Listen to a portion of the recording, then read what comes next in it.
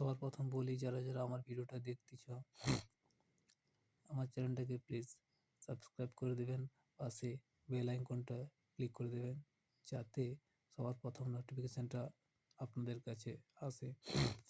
আর একটা লাইক দিয়ে দেবেন। তো এবার শুরু করি।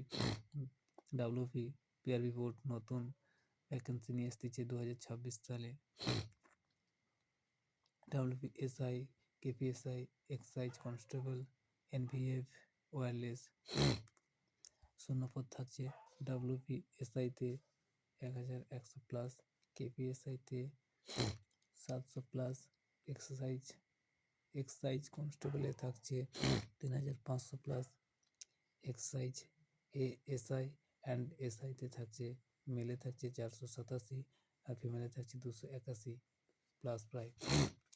কেপি কনস্টেবলে 2500+, ওয়েস্ট বেঙ্গল পুলিশ কনস্টেবলে 13,000+, ওয়্যারলেস অপারেটরে প্রায় থাকছে ভ্যাকেন্সি 800+, এনভিএফে 320+।